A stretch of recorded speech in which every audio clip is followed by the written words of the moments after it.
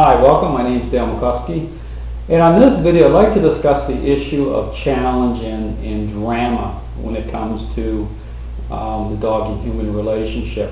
What I show very clearly is that training is really an intervention at the relational level, and that when it's not treated like an intervention, then dog owners run a increased risk of failure when it comes to creating the type of change that's going to produce results with pushing back unwanted behavior.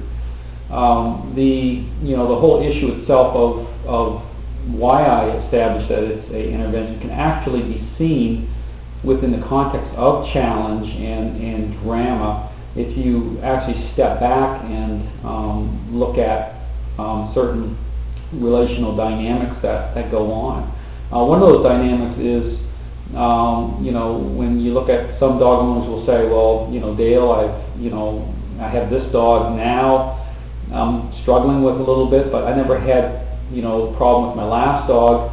Well, there is, when you look at the context of individual need, relational need with some dogs, that's why, generally with pit bulls, or with other, high drive breeds, it's going to push, the person up into a higher level when it comes to leadership with meeting the needs of the dog. So that's why sometimes you'll get those type of differences when you're kind of comparing your last dog and the dog you have now, because again, the need levels can be higher. But the specific need itself, it's not like how we look at personality, issues in the human world. The need is basically it's the same. It's nature. It's strength and weakness. It comes through, how a dog's decision-making process, is influenced at the relational level through the pack relationship. It pivots off that, off nature that way.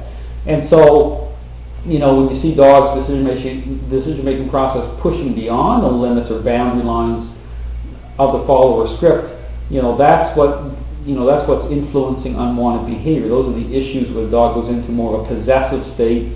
They're still staying within the pack relationship, but they're on the very edges of it, so to speak. So that's when you really step away and look at, how a dog is interacting and how they're even the whole issue of objectifying the owner and seeing them more as property. You'll see why people can be very deceived when it comes to trying to get a clear picture of what's taking place.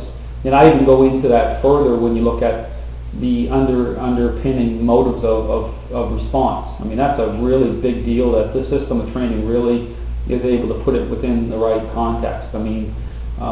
If you're thinking a certain way and then you're not qualifying response properly, you'll be deceived. And don't get me wrong, a lot of trainers, a lot of people are. And so, again, getting back to the whole issue of challenge and drama, what you'll see, if you look at, for example, you take a segment of, say, with law enforcement, that profession attracts a more of a command presence, a very confident type of personality type that goes into that field. You'll see what happens is there's a natural alignment because of that. They're meeting the dog's needs right from the start because their thinking processes are already aligned properly by way of confidence, of leadership. And so that's why you won't see the drama, usually, even with these high drive dogs that police officers use. The focus is already being established. So right away, as soon as the police officer connects with the police dog relationally, the dog is already being role changed. Because they're coming into natural alignment. There's barely even a need. There's not a need to treat it as an intervention that way.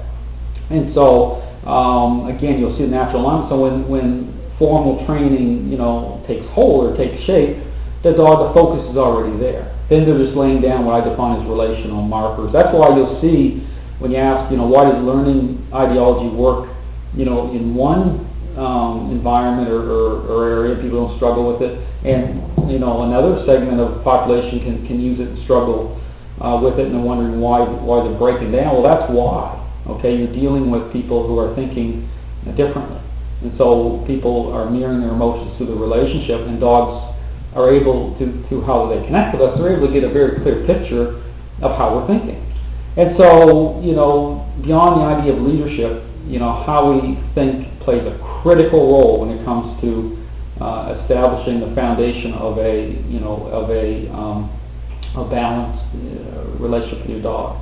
So again, you want to look at being able to look at the issue of drama and challenge. You have to be able to step back and begin to shift the focus away from the dog and more onto the owner, because what it is almost like it's almost like an echo back and forth.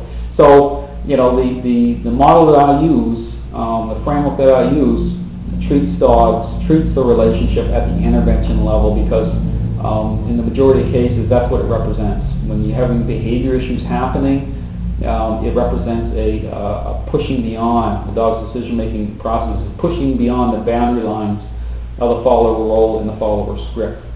And so the focus is on bringing the dog's decision-making process back into the relational script, bringing the dog owner into right relationship with their dog. And so what it does is it forms actually a stronger bond, and it doesn't break this system doesn't break the spirit or drive of the dog. The whole dominance issue people are talking about when they talk about physical force. A lot of trainers, even people that adopt this learning-based ideology, they're taking it completely out of context. I mean, they're taking physical force and they're totally misrepresenting it. It's relational. It's how we connect at the relational level, just like parenting. Okay, there's so common sense, good judgment, and doing things smart. And this system of training is all about doing things a smart way.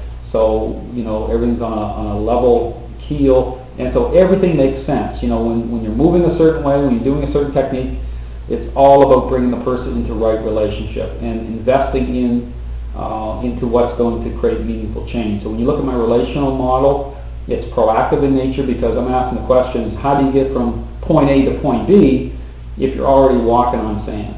And this system of training answers that core question. So thanks very much for watching. I hope you have a great day.